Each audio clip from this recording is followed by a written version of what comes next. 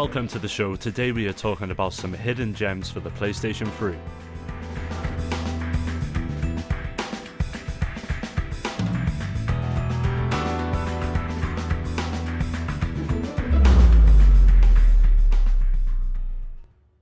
You have to know what to expect before going into Rain. If you expect a highly obvious, complex, or action-packed game, you're not going to find that here. However, if you enter it just wanting a fresh, artistic experience, you'll definitely be impressed. Rain is a beautiful, dark, and atmospheric game that introduces a unique mechanic which encourages the player to use the environment and weather in order to progress. The gameplay could be best described as stealth. You must traverse the area and find safety under shelter in order to evade the many monsters that litter the environment. The story is simplistic and doesn't come with any real twists, but the water visual style and most importantly the music all elevate the short but memorable experience. As with many games, Rain isn't without its flaws, and certainly some of the better ideas needed to be developed further. The text narrative that is at first helpful in explaining the plot soon becomes rather intrusive and often leads the player by the hand rather than allowing them to explore things for themselves. While it was only ever a minor annoyance, I could also have done without a number of deaths that were caused by some rather unhelpful camera angles. But despite its flaws, Rain is an easy game to enjoy. The immersive atmosphere more than makes up for the few negative points that are present, and if you're a fan of Limbo, Journey, or even Unfinished Swan, then this is exactly the kind of game I would recommend.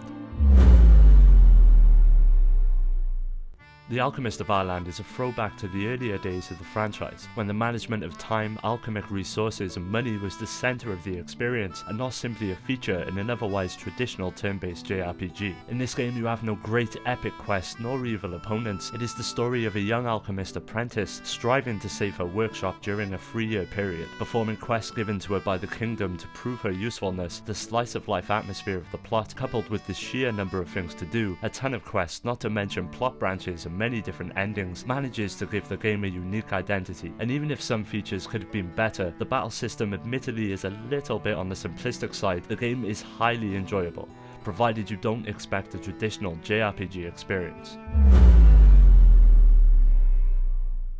First off, Proteus could be described as something other than a game. It has no enemies, no save points, no skills, no weapons, no levels, and even no way to die. What it does have is a fantastic environment that, even though pixelated, is quite beautiful. A dynamic soundtrack which changes depending on what you are interacting with at the time, and a sense of wonderment, mystery, and exploration that is truly unique to the game. I often play this as it is so easy to get lost and swept up in the environment that the worries of day-to-day life seem to disappear, and for that reason alone I believe Proteus is truly special. Ultimately, your experience of the game will depend on what you want out of it. I had a real need for something like this when I came across it, and fell in love with the charming atmosphere of the game that invokes an emotional response. You may be content with staying on the menu screen just to listen to the relaxing music, or explore an island of your own, which contains forests, snow-capped mountains, and beauty in every corner. As you explore, you might come upon some playful animals to chase through the woods, or a path leading to something new and unexpected, quite like the game itself. While it's not perfect, Valkyrie Chronicles is certainly nothing less than a fantastic game. While the story is somewhat over the top, it is highly engrossing and becomes hard not to feel for the plight of these soldiers torn from their peaceful life and thrown into war. The main cast of characters are a memorable group with unique personalities and a decent amount of development, while the supporting cast is large and varied, and each one has a reasonable amount of backstory to them too. Moreover, the group as a whole becomes really memorable, as you pick and choose characters that you like and that work well together thanks to the great potential system. The visuals are absolutely gorgeous, especially if you're fond of anime, and the musical score serves the on-screen action well, but where this game truly shines is within its combat, and at first it can look complicated, but it's easy to learn and leads to great battle sequences. There are some minor camera issues when you're in tight quarters, and an element of chance comes into play during combat that can be frustrating at times, but these minor faults are nothing considering the quality of every aspect of this game. Heavenly Sword is one of the best adventure games the PlayStation 3 has to offer. Graphically, this game still stands up to this day and is impressive considering it was a launch title for the system. You take control of Nariko, who has many options in combat with moves that require a bit of technical ability to execute mixed in with standard combos. While it's entirely possible to beat the game just by bashing buttons, it is certainly more satisfying to take the time to learn at least a few of the combos and use them strategically, as it will make the game much easier. For those with good timing, there is also a counter-attack option, which which becomes an automatic kill when executed in a short enough time. Defeating enemies fills up your superstar gauge, which allows for some devastating attacks that can literally level armies. The story in Heavenly Sword is incredible and is guaranteed to pull a few chords by the time the credits have rolled, mainly due to the voice acting that really helps bring life to the characters and the events they are experiencing. If you're a fan of the God of War series, this one is a no-brainer and deserves a spot on your shelf. Vanquish is simply amazing. It takes all the standards of cover-based shooters and turns them on their head to create a new experience in a genre that by this point is over-familiar. Sure, there is cover in this game, but you will only spend mere seconds at a time in it to restore your power suit's energy. The rest of the time will be spent using said energy to perform maneuvers that elevate Vanquish's standard gameplay to something that looks like a meticulously choreographed cutscene of your own design. The two techniques that use suit energy are rocket sliding and slowing time, and the rapid juxtaposition of the two is highly encouraged. Both of these techniques are actually far more effective in preventing damage than cover is, and both are highly aggressive maneuvers. Levels won't cease to amaze you until the game is over, with new set pieces that crop up everywhere. Admittedly, Vanquish is quite short, but the replay value will come from the gameplay. Not much can be said about the story, at times appearing to parody itself. It reminds me of the good old B-movie quality that was so prominent in the 90s.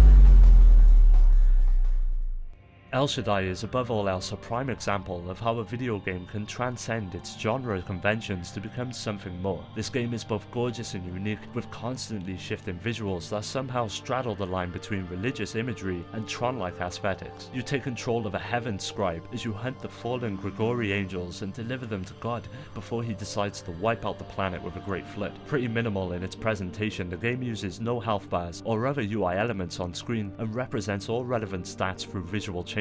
As a result, there is no inventory management either. Power upgrades and weapon changes are all instantaneous. The combat feels a lot like Devil May Cry or Bayonetta. Some players may find the combat to be a bit repetitive, but with its inherent depth and the addition of platforming, environmental puzzle solving, and even driving, things stay fresh through the 10 to 12 hours of gameplay. Overall, I had a blast with Elshaddai, and its combination of visual flair and great storytelling truly makes it a hidden gem for the system. Resonance of Fate is a game that still leaves an impression with me today. I picked this one up on a whim a few years ago during the gaming dry season and was hooked until the end. The main story can be confusing at times as the main narrative is pushed to the background to explore the interaction between the three protagonists. It's all done in a very anime way, so if you find this form of storytelling annoying, I would not recommend it for its story alone. Gameplay wise, the beauty of this game comes with its ability to stay consistently difficult throughout most of the playthrough and reward the player for using the game's mechanics to their advantage. Admittedly, the game does not explain these concepts explicitly enough, and as a result might turn off a few people, but personally I quite liked it, as it gave me a reason to experiment with the tools at hand. If you can get past the combat wall, you will be rewarded with an experience like no other.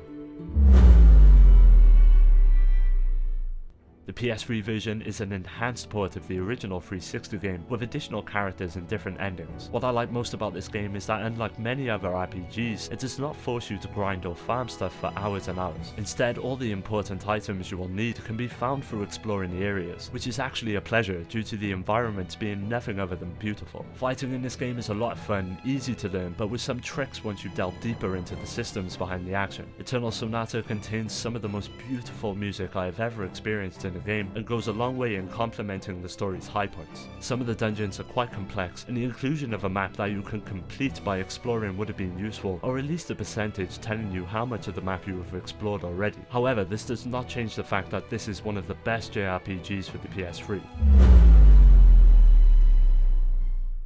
If you're a fan of the late, great Shenmue, then you should immediately check out the Yakuza franchise. Whilst Yakuza 3 doesn't quite achieve the level of dignity depicted in the Shenmue games, it does have a lot of similar elements, namely the real-world locations and the free-roaming RPG mechanics. That said, the game isn't a Shenmue wannabe, as its tone is completely different. Yakuza 3 has a great sense of humour that sees you beating the holy crap out of anyone who even looks at you funny, stamping on a man's face using a traffic cone as a golf club and a dude's head as a ball. This shit seriously never stops stops being funny, especially when said victims get up from their beatings and profusely apologize to you. The actual combat is tight and fun, the plot is totally nuts but at the same time very convoluted and could potentially turn a few people away, but trust me, if you stick with it you will find a very engaging story that needs to be played.